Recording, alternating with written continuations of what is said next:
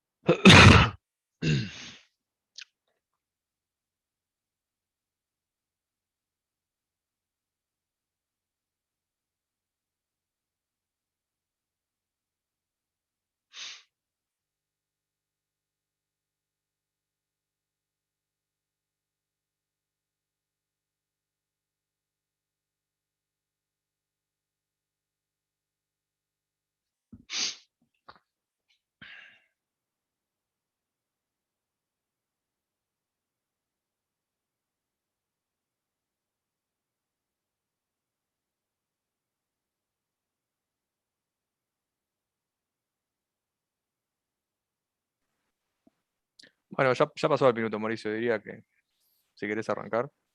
Bien.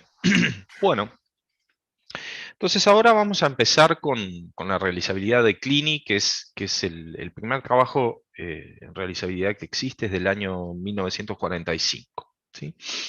Entonces, la idea es, o sea, lo que motiva los trabajos de Clini en realizabilidad es tratar de comprender lo siguiente. Si nosotros tenemos, por un lado, la teoría de la aritmética intuicionista, digamos, lo que se llama eh, la aritmética de Hating, HA, em, bueno, que se basan en esos principios muy constructivos,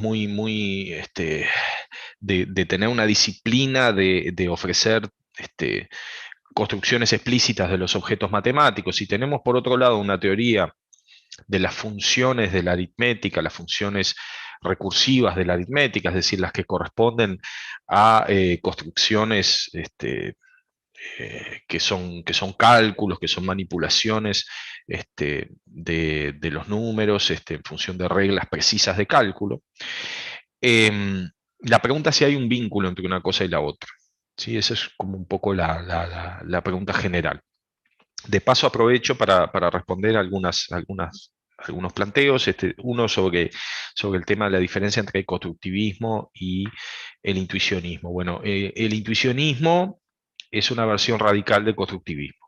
¿Tá? O sea, el constructivismo puede admitir ciertos principios que no son intuicionistas. El intuicionismo es el rechazo así absoluto a cualquier construcción que no sea explícita de una disjunción o de una existencial. ¿Sí? O sea, hay que dar testigos para los existenciales. Cuando uno prueba una disjunción, tiene que probar una de las dos partes de la disjunción y decir cuál está probando. ¿Sí?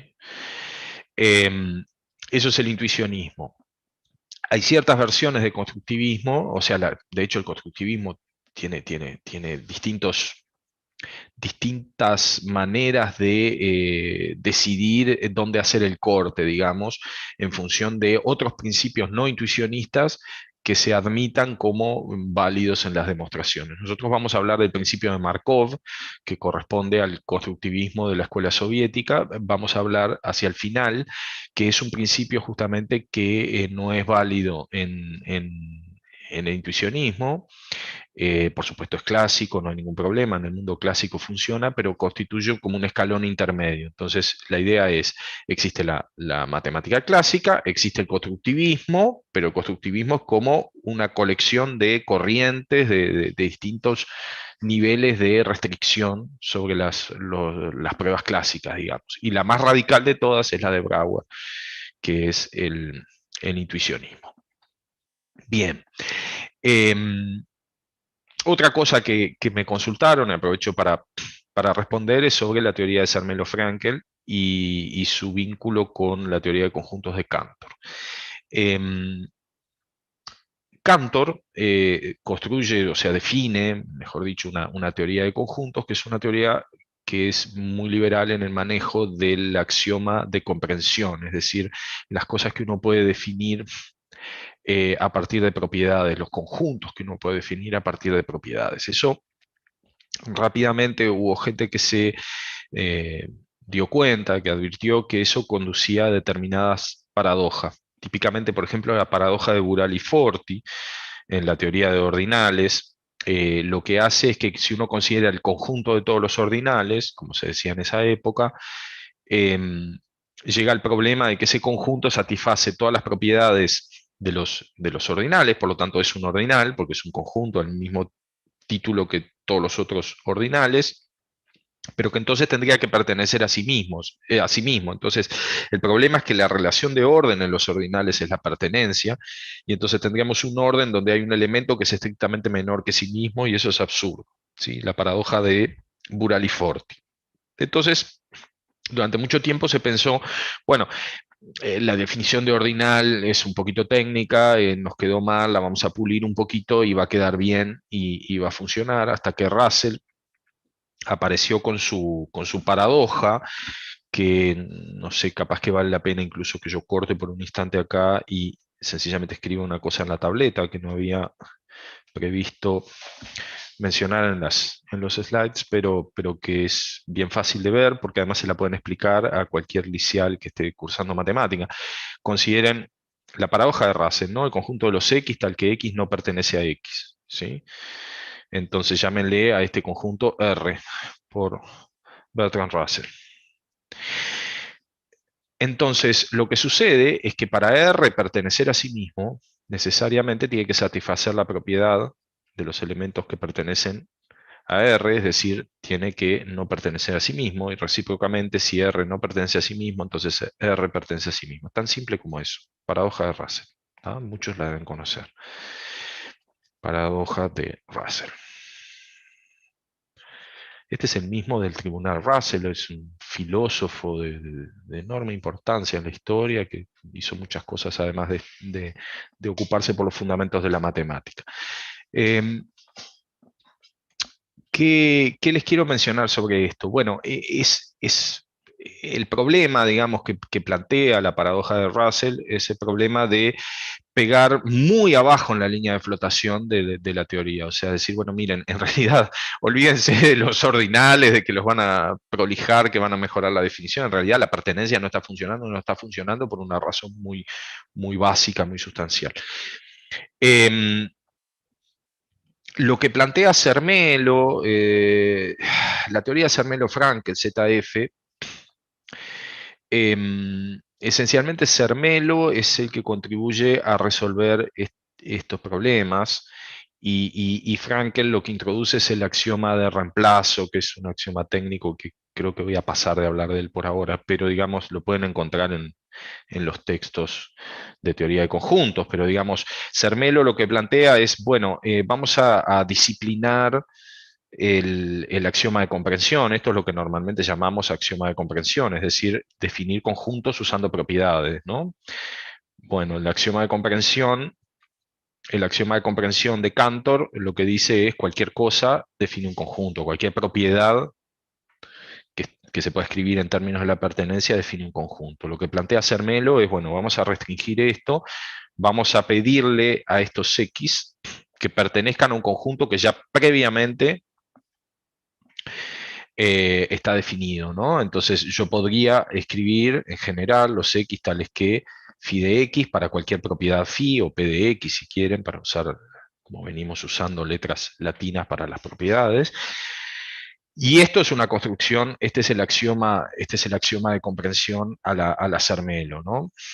Que es el que hoy en día enseñamos en cualquier curso inicial de teoría de conjuntos, la versión de Zermelo. Entonces, esto ya resuelve el problema de la paradoja, aunque parezca curioso, porque entonces ahora ¿Qué es lo que pasa? Si uno quiere definir este conjunto está relativizado a otro conjunto. ¿Sí? Entonces, uno ahora lo que puede definir es el R sub A, pero este conjunto hay que previamente haberlo construido, digamos. Yo tengo que tener un conjunto a priori que viene dado por algún otro axioma de la teoría de conjuntos para poderlo usar para la comprensión. Lo que se dice es que uno, en definitiva, corta de alguna manera un conjunto con una propiedad, y eso es el axioma de comprensión. No es que toma la propiedad como un todo, em, sino que la corta con otro conjunto. Entonces, R sub A ahora son los X en A, tales que X no pertenece a X. Entonces, ¿qué es lo que pasa? Ahora RA pertenece a RA, ahora es equivalente a que RA pertenece a A y RA no pertenece a RA. Y esto no es contradictorio si esto que está acá es como es la cosa, qué es lo que yo quiero. Lo que yo quiero es que esto sea falso. Si RA no pertenece a A, no hay problema. ¿Sí? Porque, a ver, ¿qué es lo que estoy diciendo? Sí, claro. ¿Cómo es esto? Ahora, claro, porque yo tengo, el tema es RA pertenece a RA, implica, es equivalente a decir que RA no, bueno, por lo tanto RA no pertenece a RA y no hay ningún problema siempre y cuando, ¿cómo es esto?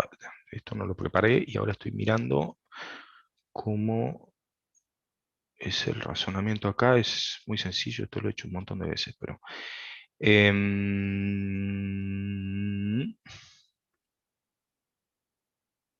claro, yo lo que digo es esto. En definitiva, como RA no pertenece a RA, pero si además esto que está acá es falso, entonces esta conjunción, eso es lo que quiero decir, esta conjunción es falsa y por lo tanto eso no implica lo que está acá.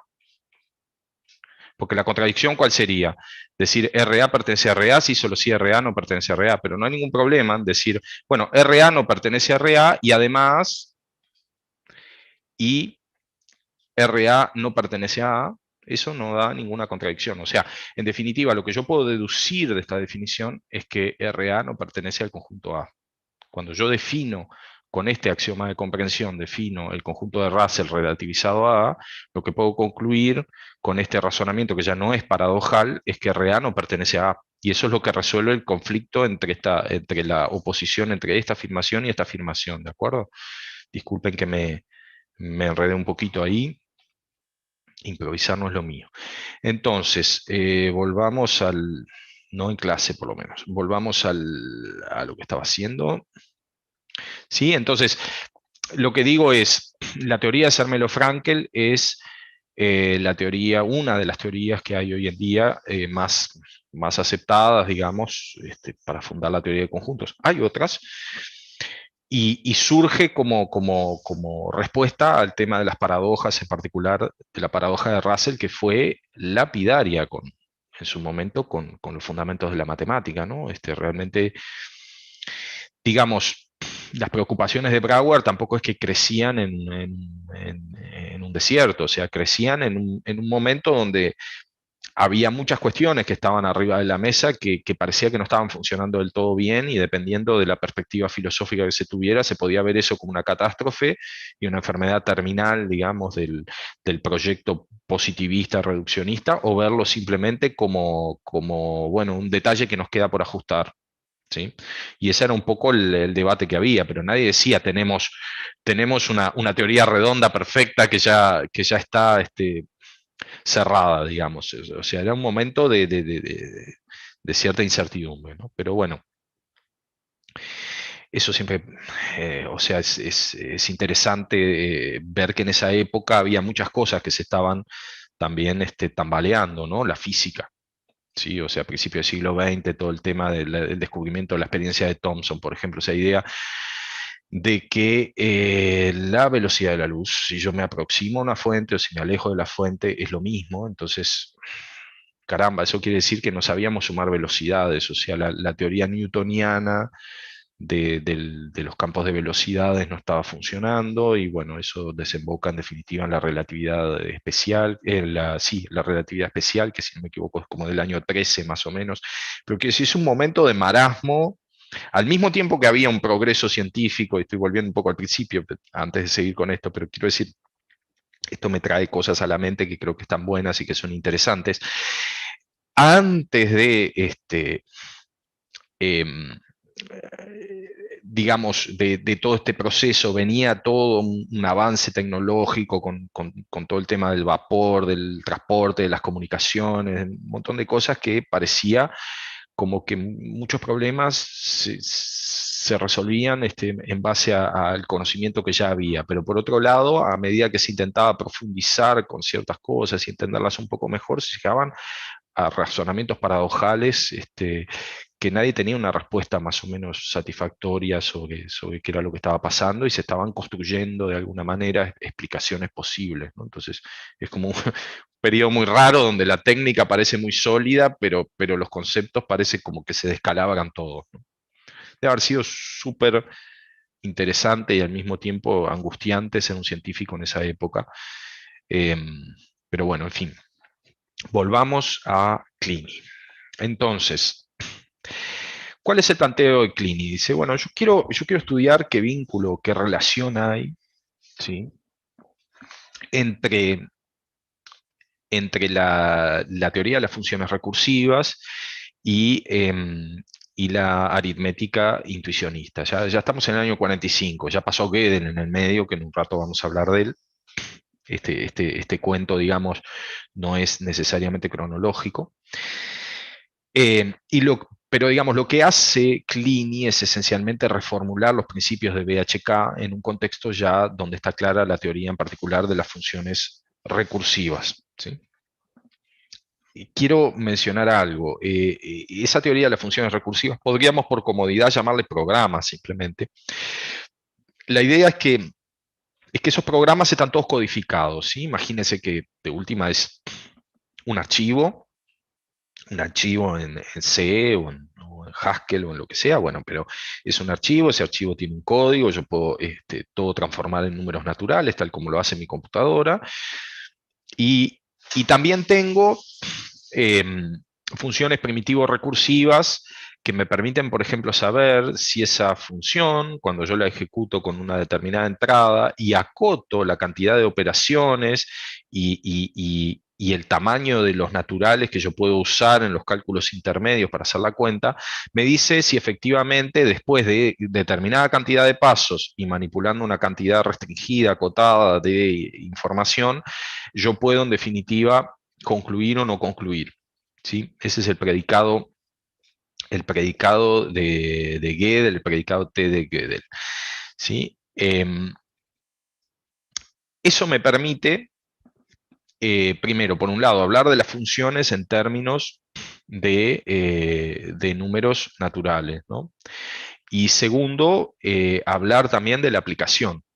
La aplicación, en definitiva, aplicar una función a una cierta entrada es, bueno, preguntarse si existe alguna cota suficientemente grande que hace que ese proceso pare. Lo que pasa es que, bueno, el existencial ese yo no lo puedo explorar indefinidamente. Yo nunca sé si con más tiempo o con más espacio de información no podría obtener un resultado.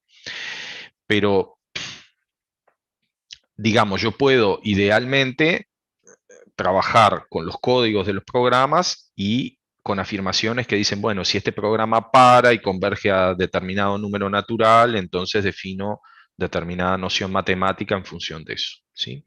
Entonces ese es un poco el tipo de cosas que van a aparecer acá. Vamos a empezar.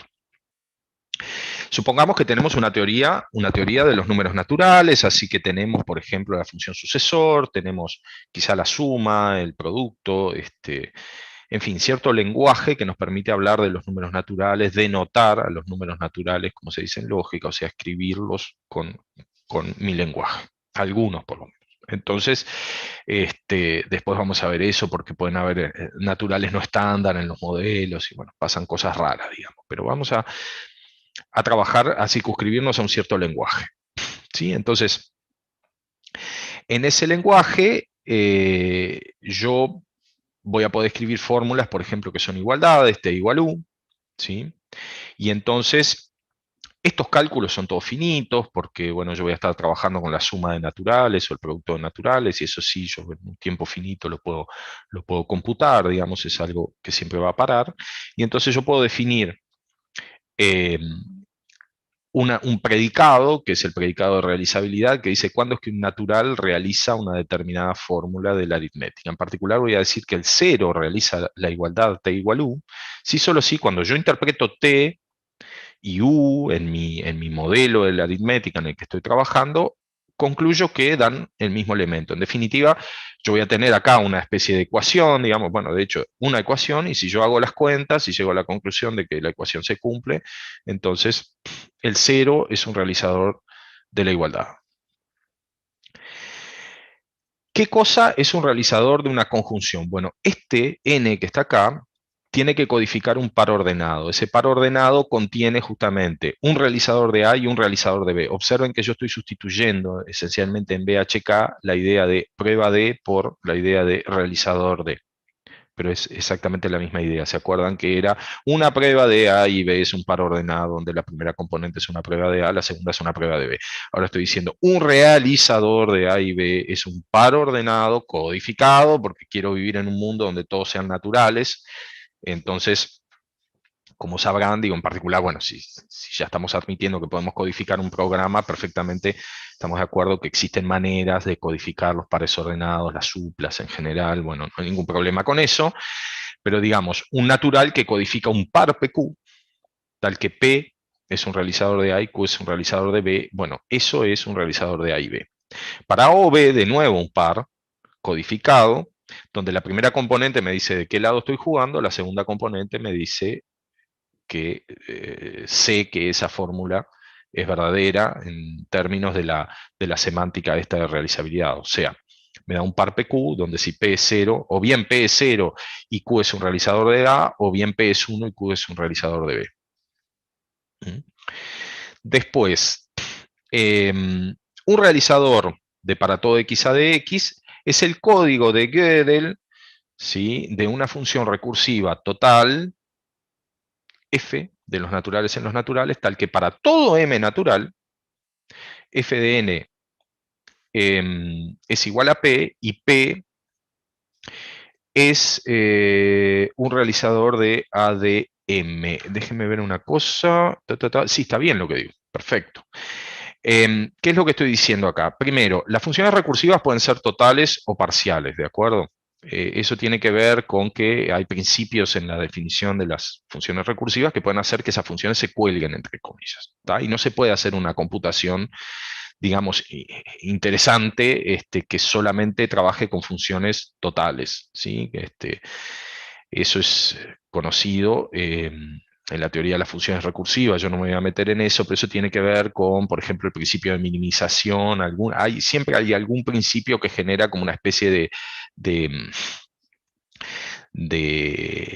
bueno, de posibilidad de bucle infinito en el lenguaje en el que estoy describiendo a mis funciones recursivas, ¿no? Entonces, em, lo que estoy afirmando es que cuando tengo una prueba de para todo x a de x, esa función, además de recursiva, tiene que ser total. ¿Sí? En particular podría ser primitivo recursiva, pero no necesariamente. Eso es importante entender. Las primitivos recursivas son ciertas funciones recursivas totales, pero no son siquiera todas las recursivas totales. ¿Tá? Digo, porque es un lenguaje que vamos a manejar. No quiero entrar en detalles de cómo se hacen esas definiciones, porque es bastante técnico todo, pero digamos, admitan que hay eso, que una cosa es una función primitivo recursiva, otra cosa es una función recursiva total, que es concepto más general, y otra cosa es una función recursiva a secas, que son funciones que a veces se cuelgan. ¿Tá? Bueno, esta es total, y por lo tanto escribo directamente f de n igual p, lo que quiere decir es que f de n, como está definida, bueno, da un cierto valor p, y ese p es un realizador de ADM. O sea, en definitiva, mi función transforma naturales en realizadores de la instancia en M, perdón, acá puse M y N. Bueno, M es igual a N acá. Disculpen. Otro typo. M es N. Son lo mismo.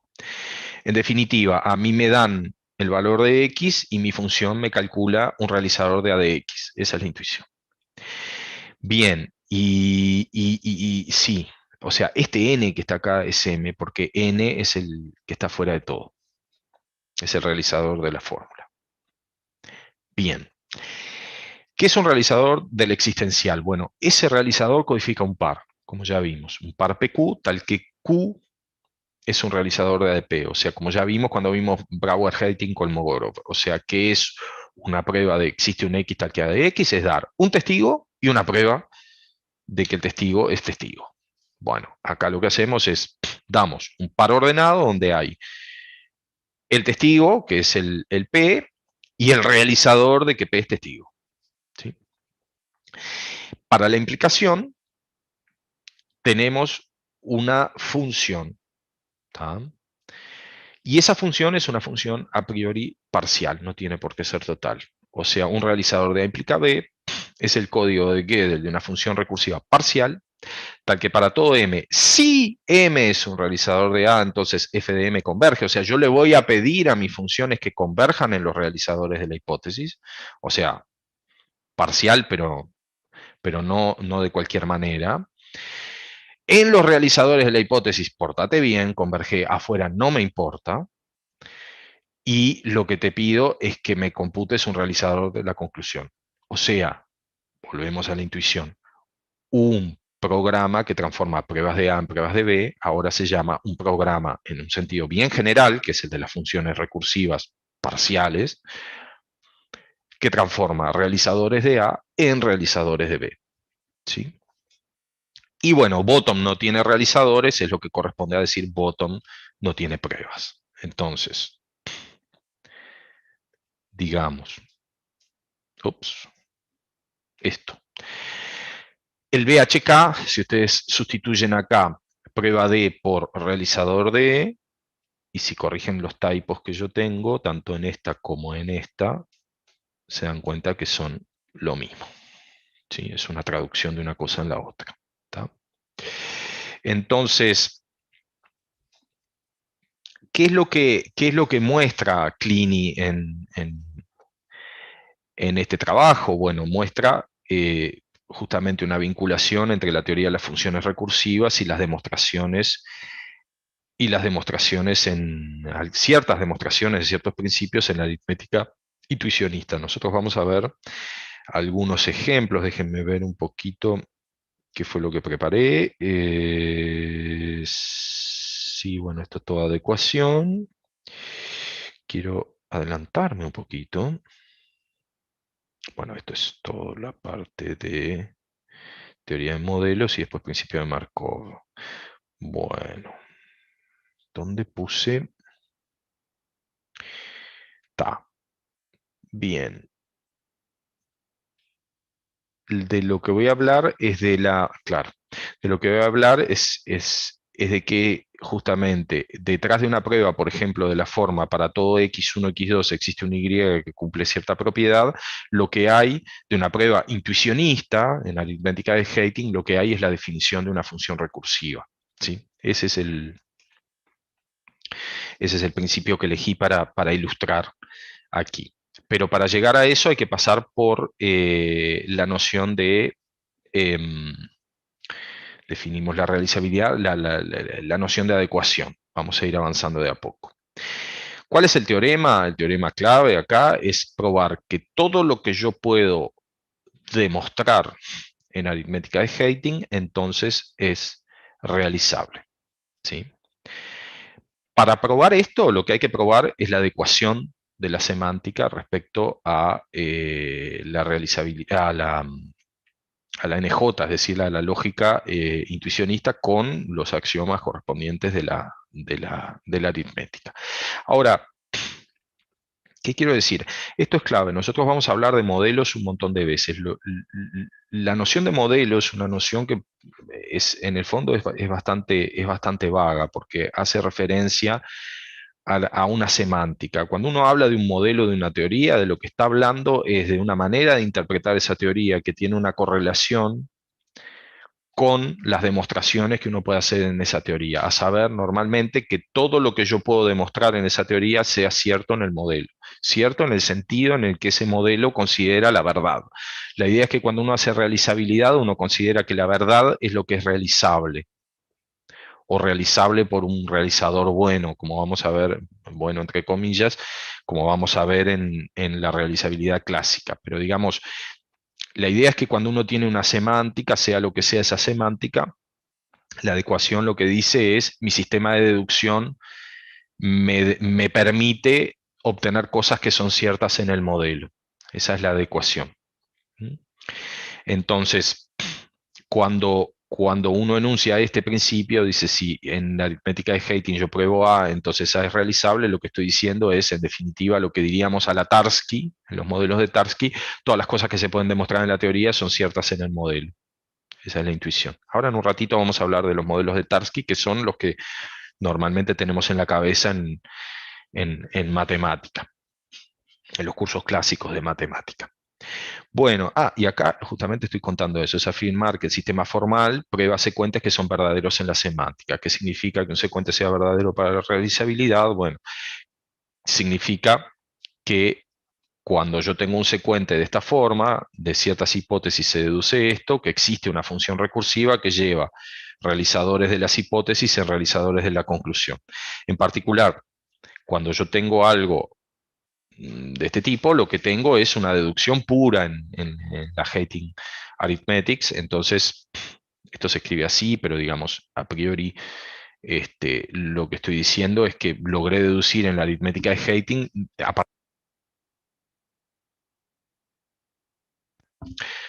logré probar el teorema A. Bueno, y entonces, ¿qué es lo que estoy diciendo acá? Bueno, eso significa, atención, porque en ese secuente voy a tener ciertas variables libres, y eso lo que quiere decir, las variables libres son las que no están cuantificadas, no tienen un para todo ni un existe. ¿Sí?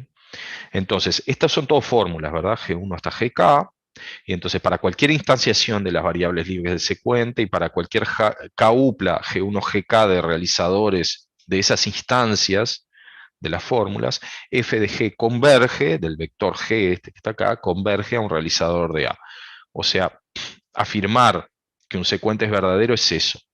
Afirmar que las reglas son correctas es afirmar que de premisas verdaderas se obtienen conclusiones verdaderas. Esa es la manera como se prueba normalmente que en un sistema formal es adecuado respecto a una semántica. Uno define primero qué significa que en el modelo el secuente sea verdadero y después dice, bueno, en este cálculo de secuentes lo que le voy a pedir es a todas las reglas que a partir de premisas verdaderas obtengan conclusiones verdaderas. ¿Sí?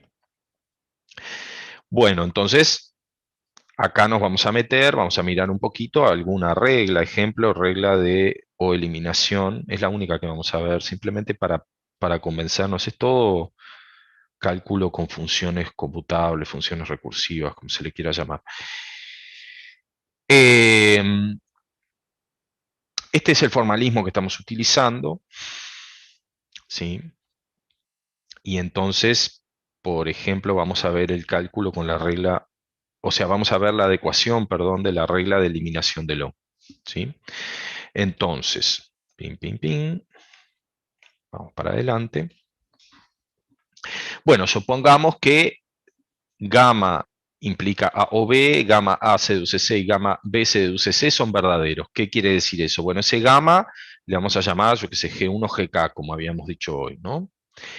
Y, o sea, es un bloque parecido a este. Entonces, estamos suponiendo que estos secuentes, estos tres secuentes son a la vez verdaderos. Es decir, tengo funciones recursivas que llevan realizadores de las fórmulas de gamma en realizadores de A o B, realizadores de las fórmulas de gamma y A en realizadores de C, realizadores de las fórmulas de gamma y B en realizadores de C. ¿Sí? Eso quiere decir que son verdaderos. Entonces, tienen funciones recursivas U, V, W respectivamente. Queremos probar, ¿cuál es la conclusión? Pop, pop, acá está. Queremos probar que gamma implica C, de gamma se deduce C, es verdadero con esa noción semántica que dimos de la realizabilidad. Entonces, queremos, ¿qué cosa hacer? Construir, definir una función recursiva que lleva realizadores de gamma en realizadores de C. ¿Sí? Entonces, en definitiva, lo que le tengo que dar a quien quiera construir esa función es una fórmula, una receta para a partir de un vector G de realizadores de gamma.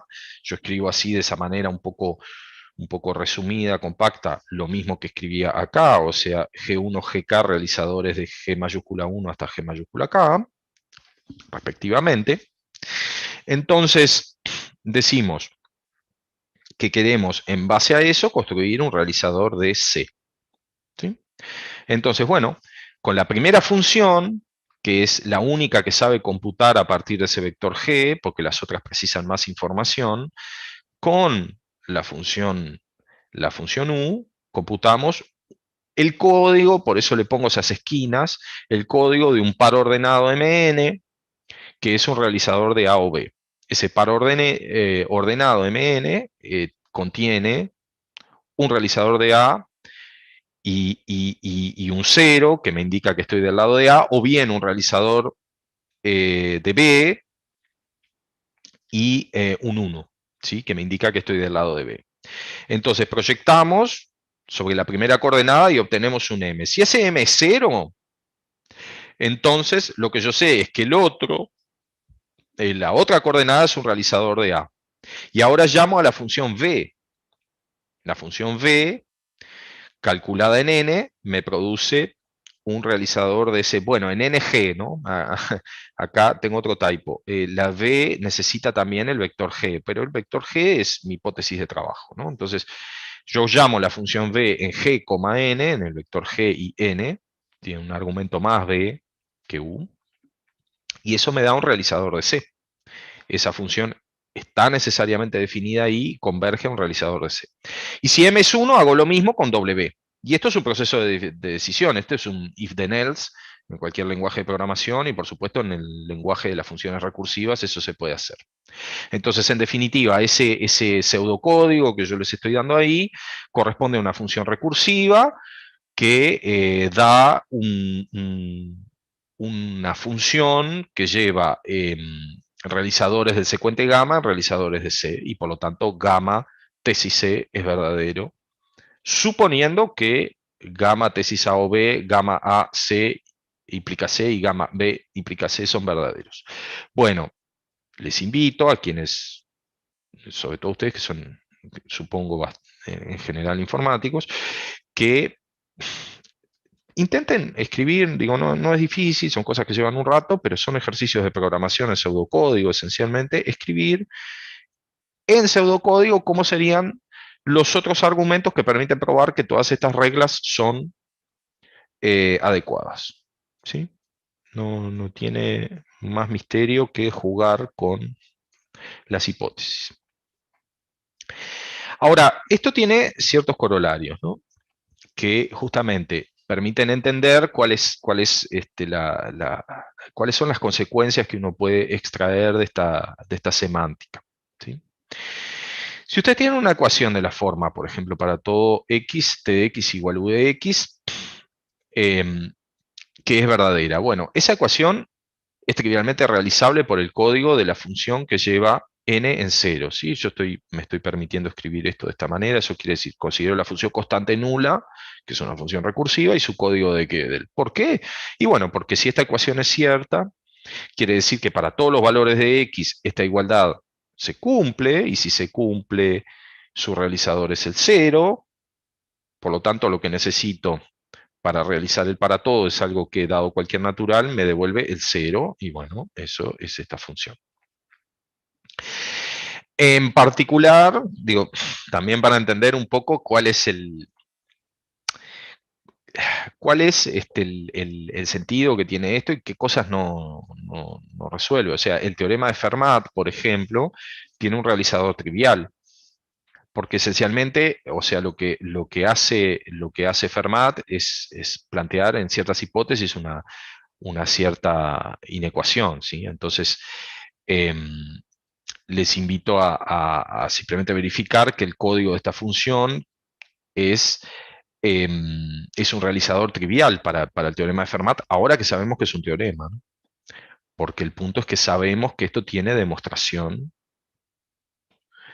¿sí? Y que por lo tanto, bueno, ahora una cosa que sí me pregunto, bueno, eso es una pregunta interesante, si la prueba del teorema de Fermat, no tengo la menor idea si se puede hacer en la aritmética de Heyting.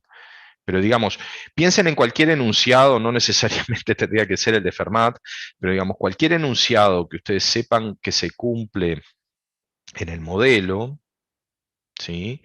Tiene de todas maneras un realizador trivial. O sea, supónganse que de todas maneras ustedes toman un modelo de la aritmética clásica, que también es un modelo de la aritmética intuicionista, toman un modelo de la aritmética clásica, ¿sí? En ese modelo el teorema de Fermat se cumple. ¿Tá?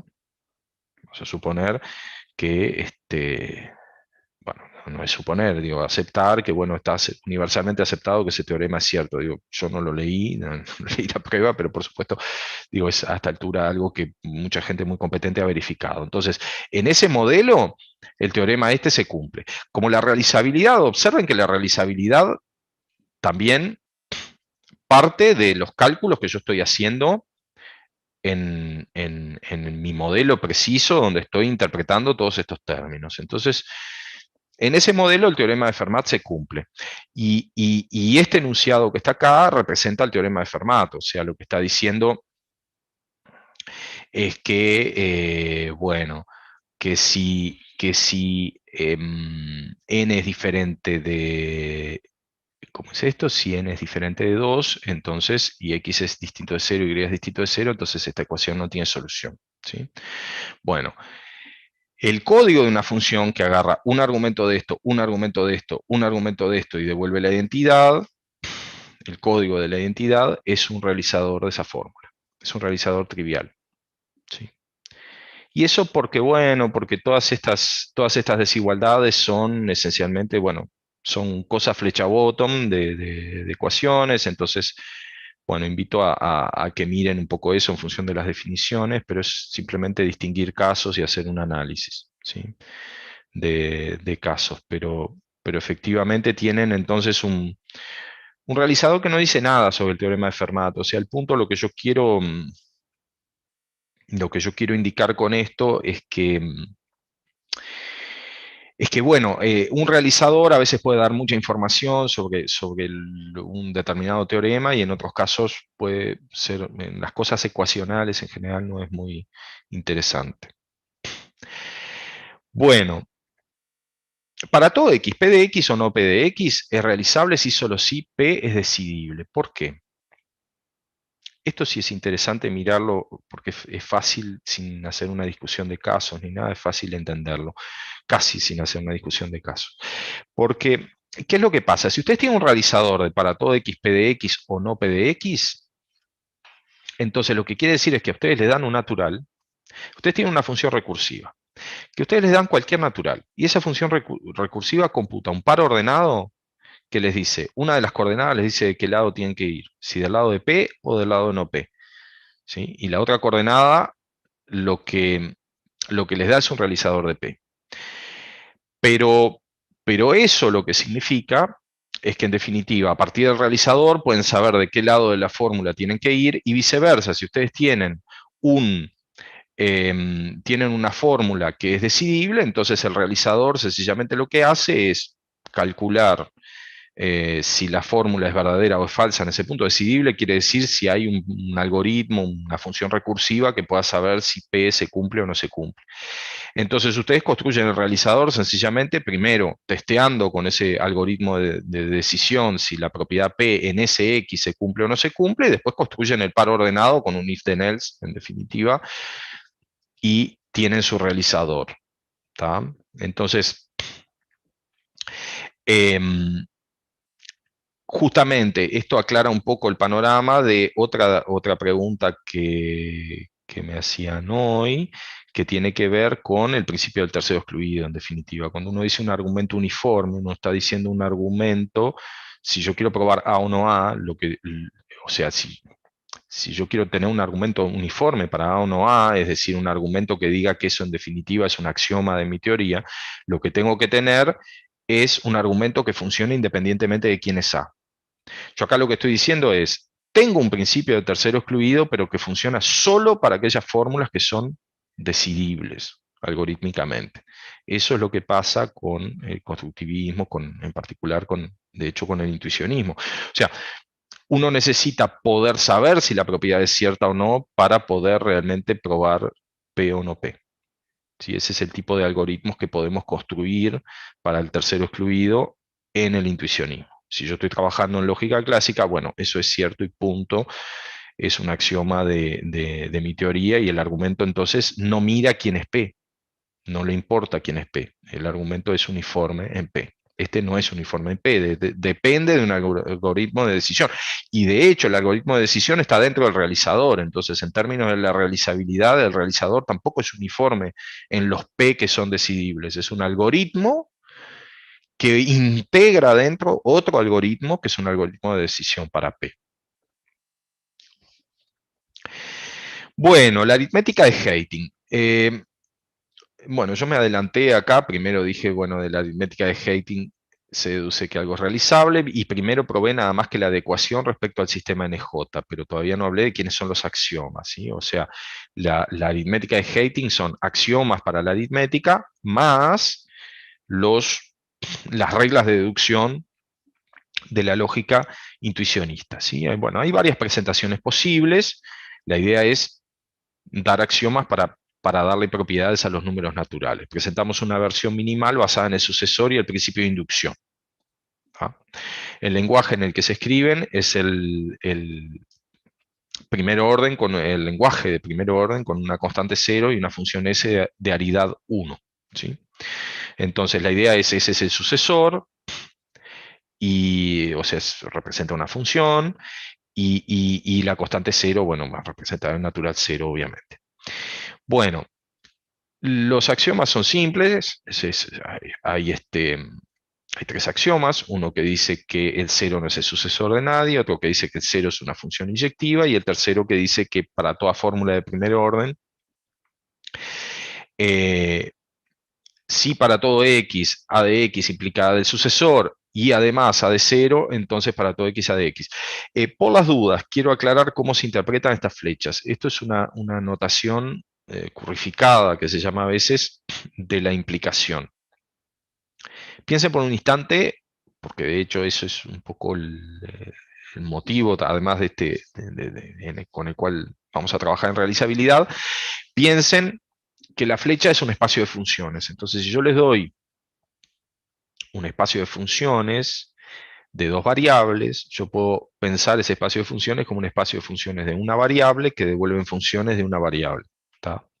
Esa dualidad de pensar las funciones como funciones de una variable que dan funciones o como funciones de varias variables es lo que se llama el proceso de currificación, descurrificación, carry and carry, como se escribe a veces en programación. Y acá cuando escribimos de esta manera lo que estamos pensando es en eso, o sea, el principio de inducción lo que dice si la propiedad se cumple para cero y si es recursiva, es decir, pasa de x al sucesor de x, entonces la cumplen todos. Y una manera de expresar eso es en una versión currificada, donde ustedes lo que dicen es, bueno, tengo la hipótesis recursiva, tengo además mi base inductiva y de ahí deduzco que la propiedad es cierta para todos. ¿Sí? Hay que acostumbrarse un poco a esto porque es la notación que vamos a usar más a menudo para expresar fórmulas. Bueno, las siguientes ecuaciones definen recursivamente la suma y el producto en la aritmética, es decir, ahora voy a introducir nuevas definiciones, nuevos símbolos, bueno, la suma, esta es la definición en en aritmética basada justamente en sucesor y recursión, la definición de la suma, uno define cómo se suma 0 a algo y cómo se suma el sucesor de algo a algo, y el producto lo mismo, cómo se multiplica por 0 y cómo se multiplica por el sucesor de algo. Observen que para definir el producto hay que haber previamente definido la suma, ¿sí? Y bueno, en definitiva, los X para los cuales están definidas estas fórmulas son conjuntos recursivos justamente porque las reglas que yo doy de construcción resuelven el caso cero y el caso sucesor, y por lo tanto estas funciones son totales, están definidas en todo el conjunto de los naturales. Obviamente, para yo poder construir, digamos, pruebas, realizadores a partir de pruebas, yo necesito además poder realizar los axiomas, ¿sí? Recuerdo, los axiomas son estos, sobre el sucesor y el principio de recursión, ¿sí? Entonces, em, la idea es que, bueno, si yo quiero construir realizadores, entonces del lado de la prueba, del lado izquierdo de la prueba, del signo tesis, de lo que voy a tener son los axiomas, que son instancias del axioma de recursión para ciertas fórmulas A, y los axiomas del sucesor.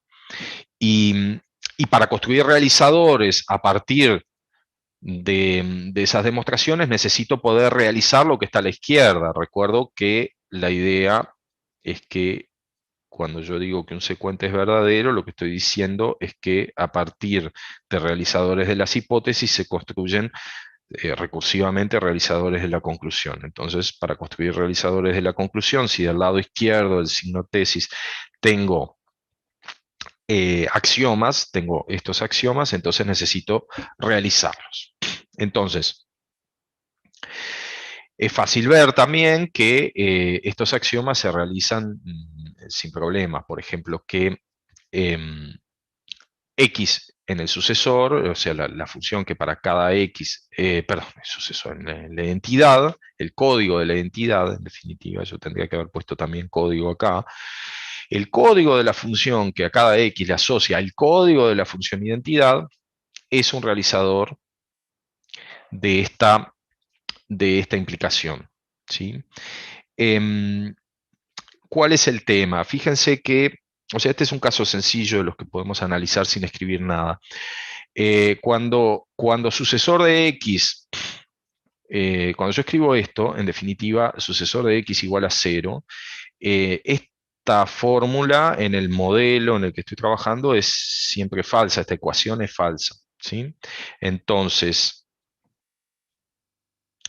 como esto es un sí solo sí, en definitiva, no hay realizadores para esa igualdad. Entonces, lo que yo tengo acá, como espacio de funciones, es del conjunto vacío en el conjunto vacío. Entonces, cualquier función, por ejemplo, elegí la identidad, en realidad podría haber puesto cualquier función. Cualquier función es un realizador de, o sea, perdón, cualquier función que lleve, perdón, la función que lleva x en el código de cualquier función de los naturales en los naturales me sirve como realizador de esto. No tiene por qué ser la identidad. Pasa, la identidad es como un poco la más sencilla que a uno se le ocurre, ¿sí? ¿Qué más? Acá, ¿qué sucede? Bueno, quiero realizar esta ecuación que está acá, esta implicación, perdón, que está acá. Entonces, a partir de un realizador de la hipótesis, construir un realizador de la conclusión. Y bueno, lo que sucede es que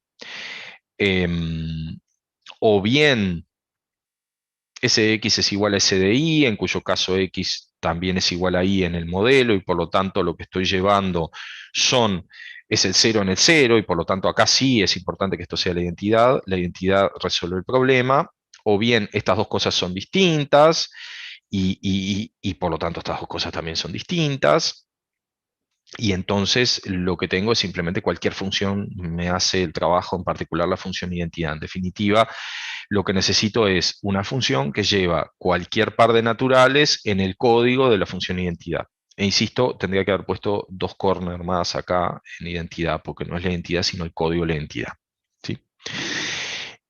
La cuestión un poquito más sutil es con el axioma este de la recursión, ¿sí? Entonces, eh, bueno, acá mencioné también el tema de que las ecuaciones que definen más y por se realizan con códigos de funciones constantes iguales a cero, digamos. Eso porque son ecuaciones que son verdaderas, justamente. Eso no va a dar problemas, ¿sí? Porque los realizadores de las ecuaciones, cuando son verdaderas, son el cero. Entonces lo que hay que hacer es llevar todo en el cero y listo. ¿Qué es rec? Bueno, rec es un iterador, ¿sí? O sea, la idea es que cuando ustedes em, le pasan P, le pasan O y le pasan N, o sea, hay que pensar esto como un espacio de funciones, ¿sí? Entonces, esta función que está presentada a la curry, o sea, esto va a recibir acá un realizador de P, o sea, perdón, un realizador de esta hipótesis, va a recibir un realizador de esta hipótesis y tiene que construir un realizador de la conclusión, es decir, ese realizador a su vez es una función, o sea, el código de una función que para cada valor de x me produce un realizador de x, ¿sí? Entonces, por eso hay tres argumentos en juego. El primer argumento es el realizador del principio de iteración, el segundo argumento es el realizador de la base inductiva, el tercer argumento es el argumento que tiene este cuantificador universal por ser un cuantificador universal. Entonces, en la teoría de las funciones recursivas se prueba que, bueno, PDM es la evaluación de PNM, es una función recursiva en P y en M. Ese sentido justamente de tener una máquina universal. Cuando tenemos una máquina universal, en la teoría justamente de las funciones recursivas eso es así, pero también, por ejemplo, las máquinas de Turing que yo mencionaba hoy, lo que quiere decir es que tenemos un mecanismo de evaluación que es genérico, o sea, al tener la máquina universal es como mi computadora. Mi computadora es una máquina universal en el sentido que yo le inserto un programa y una vez que ya tiene un programa, ya sabe ejecutar el programa sobre, bueno, las entradas que yo voy metiendo, por ejemplo, en el teclado, ¿sí? Decir que uno tiene una máquina universal es decir que el mismo principio uniforme general de evaluación funciona para todos los programas. O sea, yo tengo como una meta función que es capaz de ejecutar todas las otras funciones. ¿Tá? Esa es un poco la intuición. Entonces, yo tengo una función recursiva de evaluación que me permite evaluar P en M. ¿Sí? Y eso es lo que me permite definir este recursor que está acá. Esencialmente esa es la cuestión, ¿sí? Entonces, como puedo hacer eso, puedo definir la función rec, que toma un P de acá y que lo va a evaluar en el argumento de 0 y después en el argumento perdón, sí, digo bien. Si yo quiero, por ejemplo, construir un realizador de A de 4, lo que yo tengo que hacer es llamar este argumento P en el argumento de A de 0, y eso me va a dar un argumento de A de 1 de acuerdo a este espacio de funciones que tengo acá, y cuando tenga ese argumento de A de 1 voy a llamar de nuevo mi argumento de iteración para obtener un argumento de A de 2 y así hasta llegar a 4. Pero para eso necesito tener un principio de evaluación que sea capaz de digerir cualquier P de estos una vez que yo se lo pase, o sea, para que ese rec sea realmente un realizador de este axioma con prescindencia de cuál es el argumento P que yo le paso acá. Por eso es importante ese principio de universalidad, ¿sí? Bueno, ¿qué más?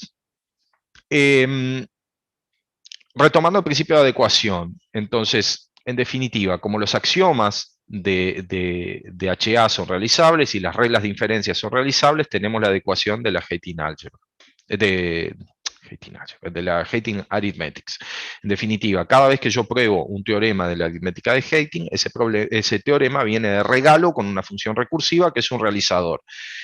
Obviamente, como les dije, si por ejemplo eso es sobre un teorema como el teorema de Fermat, y no parece muy interesante, pero en todo caso, por ejemplo, acá que hay en juego un existencial, ¿sí? Eso es bastante más interesante. Si yo probé la totalidad de la suma, ¿sí? ¿Qué es la totalidad de la suma? Es decir, para todo x1 y x2 existe un y tal que x1 más x2 es igual a y.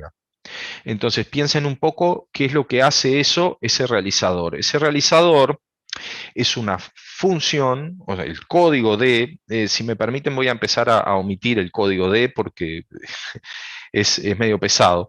Ese realizador es una función que dados un x1 y un x2 produce un par ordenado donde la primera componente me da el testigo y la segunda es el cero, digamos, porque es un realizador de la ecuación. ¿tá? O sea, la segunda componente no tiene información, pero lo importante es que la primera componente me dice quién es el y que yo tengo que poner acá para que esta igualdad sea realizable, y la única manera de que esa igualdad sea realizable es que sea cierta en el modelo. Entonces, en definitiva, si yo tengo un realizador de esa fórmula, lo que tengo es una función que computa la suma. ¿sí? Potencialmente, o sea, a menos de una proyección, esa función computa la suma. O sea, es una función que yo le doy dos argumentos, ella produce un resultado que cuando yo proyecto y miro la primera coordenada, es la suma. ¿tá? Entonces, en definitiva, eh, si yo tengo una prueba de la totalidad de la suma, esa prueba viene de Java con un programa que computa la suma, por ejemplo. ¿tá? Entonces, esto está bien en la dirección del paradigma de correspondencia pruebas-programas. Lo que yo estoy diciendo es que si yo pruebo ese teorema en Genting Arithmetics, eso viene con un programa de regalo que calcula sumas. ¿tá? Y obviamente si yo reemplazo suma por cualquier otra función, con cualquier aridad, el argumento es exactamente el mismo. Si yo pruebo la totalidad de una función en la aritmética de Genting, eso viene de regalo con un programa que computa la función. ¿sí? Bien, otros corolarios.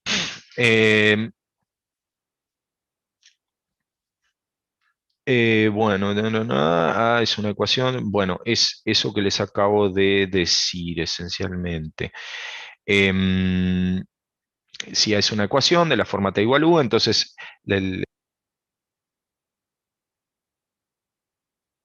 a veces se me apagan los auriculares. Pido disculpas, eso es un tema que no he entendido hasta ahora qué es lo que pasa, pero a veces se cortan solos. El primer enunciado que tengo ahí, el primer corolario, lo que dice es que si, justamente creo que es exactamente lo que les estaba diciendo recién, si tenemos una ecuación de la forma tal, existe una función recursiva f tal que A, bien. Claro, es esencialmente la misma idea, nada más que en esa ecuación el Y, bueno, podría estar en cualquiera de los dos términos, no necesariamente es un despeje explícito como acá, ¿no? Acá el término de la derecha es exactamente Y, bueno, acá lo estoy diciendo más en general. Tengo una ecuación y lo que estoy diciendo es que también, de nuevo, el realizador computa testigos. O sea, en definitiva, hay un principio que lo que me está diciendo, cada vez que yo pruebo para toda upla de X existe un Y que cumple no sé qué, no sé cuánto, entonces en definitiva lo que yo tengo implícitamente es una función recursiva que computa testigos.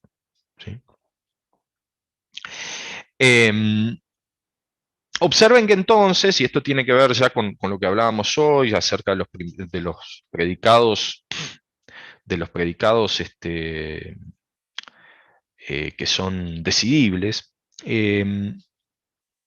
y acá voy a hacer un pequeño paréntesis por si no conocen este resultado. El halting problem, el problema de la parada, es un problema que de hecho es equivalente al teorema de Gödel. Eso es una cosa que después se probó y que de hecho muchas veces en los cursos es la manera más sencilla que hay de concluir el teorema de Gödel es pasando por el halting problem. ¿En qué consiste el halting problem? En la teoría de las funciones recursivas, nosotros tenemos codificadas las funciones como números naturales, los argumentos son números naturales, entonces cabe la pregunta de si tengo algún algoritmo de decisión, tal que si yo le paso el código de una función, le paso el código de su argumento, el algoritmo uniforme, vuelvo al mismo tipo de razonamientos que buscamos hacer en realizabilidad también, Si yo quiero una función recursiva que decida la parada de un programa, necesito que ese argumento sea uniforme, tiene que ser el mismo para todos los programas. Y bueno, lo que se prueba es que eso no existe, o sea, ese problema no es decidible, no hay ningún algoritmo que decida a partir del código de una función recursiva, el código de un programa, lo que sea, y el código del input que uno le da, si ese programa va a parar o no va a parar. ¿Sí? O sea, uno lo que puede hacer es correr el programa y si para, informar que para, pero mientras no para, no se sabe qué es lo que va a pasar. Entonces, no se puede en un momento parar y decir no para, no va a parar nunca más, digamos. Esa es un poco la intuición, en lo cual no quiere decir que o sea, un teorema bastante complejo de probar y que se basa en un uso así, de la teoría de las funciones recursivas bastante fino, que hay que generar como una especie de contradicción en suponer que hay un programa que lo puede hacer y evaluarlo en sí mismo. Y bueno, es bastante engorroso. Pero, pero digamos, tomemos como un dato de la realidad que el halting problem no tiene solución. Ese halting problem, además, yo lo puedo compactar por ese tema de que las suplas de números naturales, siempre al final yo las puedo meter todas, compactarlas así en un solo natural. Entonces, yo puedo hablar del halting problem de un natural X, donde ese natural X podría codificar un par donde la primera coordenada es el código de una función y la segunda coordenada es el código de sus argumentos. ¿Tá? Entonces, la fórmula halt de X no es decidible, ¿sí? Y por lo tanto no es realizable. ¿Tá? Entonces, acá tienen un primer ejemplo de una fórmula que de hecho el tercero excluido, la instancia particular del tercero excluido para esa fórmula no es realizable, ¿no? Entonces, en la aritmética de Heyting no se puede probar que para todo X, halt de X o no halt de X. ¿Por qué? Porque si yo pudiera probar eso, lo podría realizar, y si yo lo pudiera realizar, mi realizador me daría un programa de decisión para el problema de la parada, y eso no se puede hacer. ¿Sí? Entonces, eh, más aún, la negación de eso es realizable por cualquier natural. ¿Tá? Porque justamente como, fíjense, lo destructor de la información que es la negación. ¿Qué es lo que pasa? Como para todo X halt de X o no halt de X no tiene realizadores, la negación de eso es como espacio de funciones, son las funciones que llevan los elementos del vacío en el vacío, y eso todas las funciones lo hacen.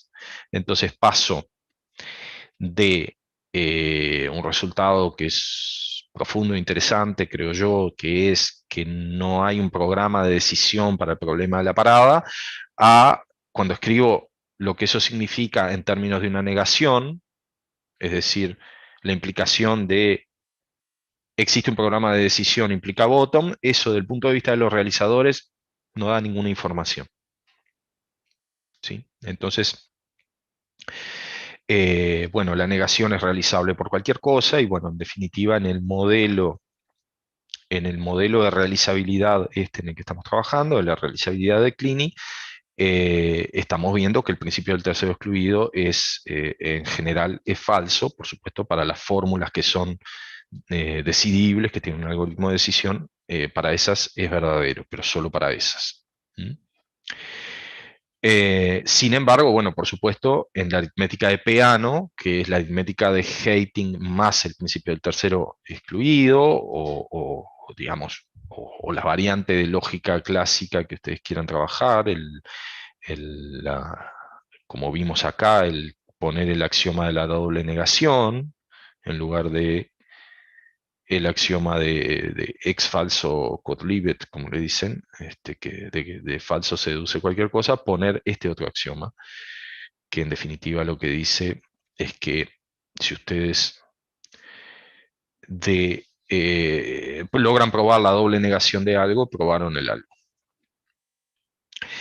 Bueno, con los mismos axiomas, pero la lógica clásica tiene lo que se llama la aritmética de Peano, y bueno, ahí por supuesto el tercero excluido es es cierto y, bueno, en particular es cierto este teorema. Em, Quisiera haber escrito ahí halt, pero digamos, es cierto para cualquier h, de hecho. ¿Sí? Bueno, vamos a seguir un poquito, vamos a hablar ahora de los modelos de Tarski, porque bueno, la realizabilidad también tiene su correlación con los modelos de Tarski. ¿Cuál es la idea de los modelos de Tarski? Bueno, eh, la idea es un poco el platonismo en matemática, ¿no? La idea de que existen, más allá de las teorías que nosotros estamos trabajando, existen como ciertos, como un cielo platonista donde los objetos matemáticos tienen una existencia real y donde tiene sentido preguntarse, más allá de que yo pueda probar o no una afirmación, preguntarse si esa afirmación es verdadera o es falsa en los verdaderos naturales, en los verdaderos reales, etcétera, o en el modelo que yo esté trabajando. Por ejemplo, un modelo de los naturales, un modelo no estándar de los naturales, como se dice en la jerga de los modelos de Tarski, de la teoría de modelos de Tarski, un modelo no estándar de la aritmética, bueno, preguntarse si cierta fórmula es cierta o es falsa. ¿Sí? La idea general es, bueno, eso mismo, separar la noción de verdad de la noción de demostración, tener como una noción de verdad que es trascendente, digamos, a la noción de demostración. Entonces, bueno, uno, por supuesto, formaliza las nociones del lenguaje y da una interpretación en una estructura, y entonces esa estructura es como una cosa externa. Uno dice, bueno, tengo afuera un modelo de los naturales donde yo puedo saber si determinadas propiedades son ciertas o falsas, etcétera. Y ahí, digamos, en esa semántica, las cosas siempre o son verdaderas o son falsas, porque en el modelo concreto todo es completo, todo,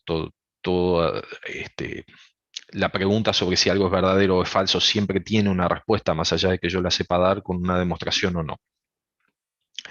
Y eso es la noción de satisfacción, digamos. Y bueno, la idea es, yo qué sé, para probar P y Q, o sea, para probar, P y Q es verdadero si solo si en el modelo P es verdadero y Q es verdadero. Existe un X que cumple la propiedad P es verdadero si solo si en mi modelo yo puedo interpretar X en un cierto elemento que satisface la propiedad P, y para todo X, P de X es verdadero si solo si en mi modelo todos los X satisfacen la propiedad P. Entonces hay como una paráfrasis, como se dice a veces, de toda la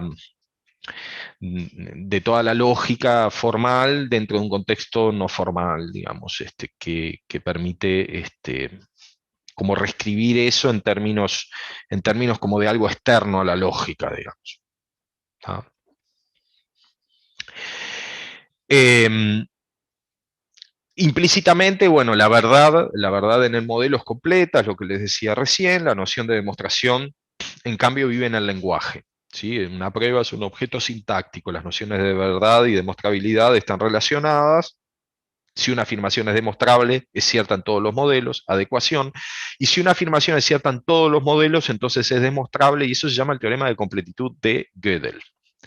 Gödel tiene un teorema de completitud y un teorema de incompletitud, y no son contradictorios. El teorema de completitud lo que dice es que si en todos los modelos tarskianos, digamos, en todos los modelos en el sentido de Tarski, una cierta afirmación es verdadera, entonces necesariamente se puede probar. ¿Sí? Y bueno, ese teorema es también bastante pesado, bastante complejo, pero tiene que ver con la construcción de los testigos de Henkin bueno, de hecho yo lo menciono acá, una consecuencia de la completitud, y de hecho una cosa se hace en base a la otra. Si no recuerdo mal, la prueba del teorema de completitud se basa en los testigos de Henkin también. Em, en definitiva, es que todo conjunto consistente de fórmulas admite un modelo. Claro, ese es el poco la conexión entre una cosa y la otra. Estoy de memoria recordando un poco cómo se hace ese desarrollo, pero digamos, em,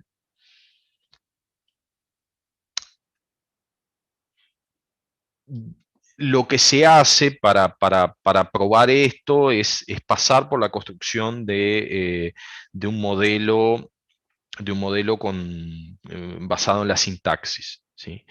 Y ese modelo tiene que ofrecer, porque estoy hablando de modelos en el sentido tarskiano, entonces tiene que haber testigos. Entonces mi conjunto, mi universo de interpretación son objetos que yo definí en la sintaxis y que los voy a manipular, bueno, con las reglas de la teoría de conjuntos, esencialmente, ¿sí? Y entonces estamos tratando los objetos del lenguaje como conjuntos. Eso es importante entenderlo porque es como que en el fondo, y eso genera que hay muchas corrientes también que tienden como a rechazar a veces los modelos a la Tarski porque tienen como esa cuestión de ir construyendo como por capas, de decir, bueno, yo para razonar en mi teoría, lo que hago es poner una capa arriba que es la metateoría, y en esa metateoría, nada, hago matemática en un sentido intuitivo, no hay nada formal allí, más allá de las intuiciones que yo tengo acerca de cómo son los conjuntos y cuáles son los axiomas de la teoría de conjunto y demás, pero hago todas mis pruebas informales ahí y después deduzco cosas respecto a la teoría formal, digamos, usando esa metateoría, ¿no? Bueno, ahora bien, el teorema de incompletitud de Gödel lo que dice es que las teorías matemáticas son en general incompletas. ¿En qué sentido? En que existe siempre una sentencia tal que no se puede probar ni ella ni su negación. Se dice que es independiente de la teoría. Atención, hay algunas teorías completas e incluso la teoría de los cuerpos real cerrados es completa, y hay una versión de la teoría de órdenes también que es completa, pero hay muy pocas teorías que son interesantes y completas porque es la aritmética ya de por sí la que genera la incompletitud, ¿sí? Entonces, cuando uno puede hacer aritmética, siempre tiene alguna sentencia tal que no puede probarla ni refutarla, ¿sí? Entonces vamos a entender un poquito qué es lo que significa eso, porque es un poco desconcertante a veces cuando uno lo ve, al menos por primera vez. Quizá muchos de ustedes ya vieron esto, pero em, piensen en lo siguiente. Yo tengo una teoría incompleta. em, Esa teoría, digamos, tiene una afirmación tal que no se puede probar ni ella ni su negación.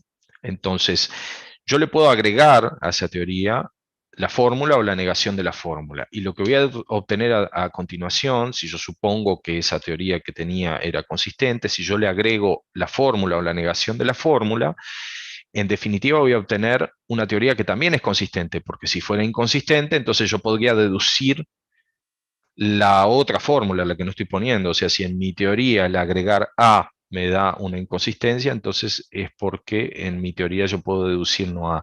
Y ese es un poco el lema de deducción que justamente que hace el nexo que hablábamos hoy entre la construcción de modelos con testigos de Henking y la prueba del teorema de completitud. Pero digamos, ese razonamiento aplicado justamente una vez que uno sabe que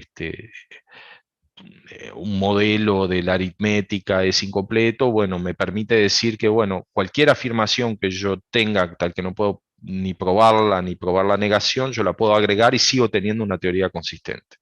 La puedo ir engordando esa teoría con las fórmulas que quiera, siempre y cuando no se pueda probar ni ella ni su negación. Bueno, y el teorema de Gödel además establece, hay dos teoremas de Gödel, un primero y un segundo teorema de Gödel. eh, de incompletitud, establece que no es posible probar la consistencia de una teoría matemática suficientemente interesante dentro de la propia teoría, lo que refuta parte del programa de Hilbert, ¿sí? O sea, em, en definitiva, Hilbert justamente quería construir una teoría aritmética donde se pudiera probar la consistencia de la aritmética. Bueno, Gödel probó que no se puede probar la consistencia de la aritmética dentro de la aritmética. Es una de esas sentencias que no se pueden probar. Em, las que más puse acá, las únicas pruebas de consistencia a las que podemos aspirar son las pruebas de consistencia relativa. ¿Tá? Suponiendo que una teoría es consistente, se prueba que otra teoría es consistente. O sea, la circularidad en reglas generales en matemáticas, exceptuando para teorías muy simples, la circularidad de tratar de probar la consistencia interna dentro de la propia teoría no funciona. ¿Sí? Entonces, lo que hay son pruebas de consistencia relativa. Suponiendo una teoría consistente, probar que otra teoría es consistente. Por ejemplo, suponer que la aritmética es consistente y probar que la aritmética más cierta fórmula es consistente, por ejemplo, más la consistencia de la aritmética, pero eso me genera una nueva aritmética en la que yo no puedo probar la consistencia de esa nueva aritmética, que incluye una fórmula nueva y así sucesivamente, y se empieza a construir como un árbol de posibilidades para cada una de esas fórmulas, donde yo puedo poner una o la negación de esa fórmula, y entonces aparece una teoría nueva que de nuevo tiene un agujero en un lugar, un punto ciego, donde yo no puedo decir si las cosas son verdaderas o falsas, pero entonces agarro eso, lo pongo adentro, pero tengo de nuevo una teoría que en particular implica la aritmética original, y por lo tanto hay de nuevo un punto ciego donde yo no puedo decir si la fórmula es verdadera o falsa, entonces puedo agregarla tanto a ella como a su negación, y así sucesivamente, y no terminamos más, son tortugas hasta el fin, como dice el refrán. O sea, el viejo dicho ese de unos inquisidores que estaban preguntándole a alguien cómo era su teoría acerca del mundo apoyado en tortugas, y le preguntaban, ¿y abajo de la tortuga qué hay? Hay otra tortuga, y abajo de esa tortuga otra tortuga. Bueno, no pregunte más, son tortugas hasta el fin. Bueno, esto es lo mismo, es como una cosa que se va construyendo por capas, pero uno nunca puede salir de esa trampa de que cada vez que agranda la teoría para incluir un enunciado, aparece un enunciado nuevo que está fuera. Él y su negación, un enunciado tal que no se puede ni probar ni refutar. Entonces, ¿dónde vive la realizabilidad de Kleene? Y bueno, es posible formalizarla, por ejemplo, en la aritmética de Peano. Los razonamientos que nosotros vamos a hacer, eso es importante. Los razonamientos que nosotros vamos a hacer a nivel de la definición de la realizabilidad son razonamientos clásicos. O sea, Kleene, cuando define su realizabilidad, la define para estudiar usando en el nivel metateórico, que es donde él define todo su conjunto de realizadores recursivamente y toda la historia en función del lenguaje, pero él se va a permitir razonamientos clásicos a nivel del modelo, o sea, a nivel de esos conjuntos de números naturales, etcétera, etcétera, que él define ahí con un mecanismo recursivo. Ahí se va a autorizar razonamientos clásicos. O sea, un teorema de realizabilidad es un teorema clásico respecto a la realizabilidad en el caso de Kleene, de la aritmética intuicionista. ¿Sí? Entonces, en definitiva, eso da lugar a pruebas también de consistencia relativa, ¿no? Entonces, bueno, si suponemos que PA es consistente, la teoría de las fórmulas realizables es también consistente porque bottom no es realizable. Y ese es el punto. O sea, ustedes construyen un modelo de realizabilidad, ese modelo de realizabilidad, digamos, o sea, si ustedes aceptan que la aritmética de Peano, que es lo que justifica toda esa construcción, es consistente, en particular, ustedes saben que en la definición a bottom no le pusieron realizadores, por lo tanto, en la teoría de las funciones realizables no se puede llegar a una contradicción, no se puede realizar una contradicción, porque realizar una contradicción implicaría realizar A y no A, y por lo tanto, aplicando el realizador de no A al realizador de A, obtendrían un realizador de bottom, y por lo tanto, la teoría de las fórmulas realizables es relativamente consistente a la aritmética de Peano. ¿Sí? Bueno, y creo que llegamos al corte, o sea, es 4:30, ¿no? Tendría que ir cortando por acá, ¿puede ser? Sí, sí, ya son apenitas pasadas las 4:30. Sí, sí, ya me pasé. Bueno, de acá retomamos mañana. Vamos a hablar de cosas, bueno, ahí tienen un personaje que se exalta cuando escucha cosas locas. La fórmula de Gödel expresa que expresa en la teoría la afirmación yo soy una fórmula no demostrable. Eso es una cosa bien interesante y divertida. Pero digamos, bueno, vamos a retomar de acá después, pero lo que quisiera dejar claro es que en definitiva Hay pruebas de consistencia relativa implícitas cuando uno hace realizabilidad. La idea es, en la teoría en la que yo definí la realizabilidad, yo si supongo que esa teoría es consistente, que no acarrea contradicciones, entonces la teoría de las fórmulas que se pueden realizar es una teoría consistente. Y si acepto el teorema de completitud de Gödel y toda la tradición tarskiana de la teoría de modelos, eso quiere decir que en algún cielo platonista hay un modelo de esa teoría. Bueno, con eso creo que por hoy podemos cerrar.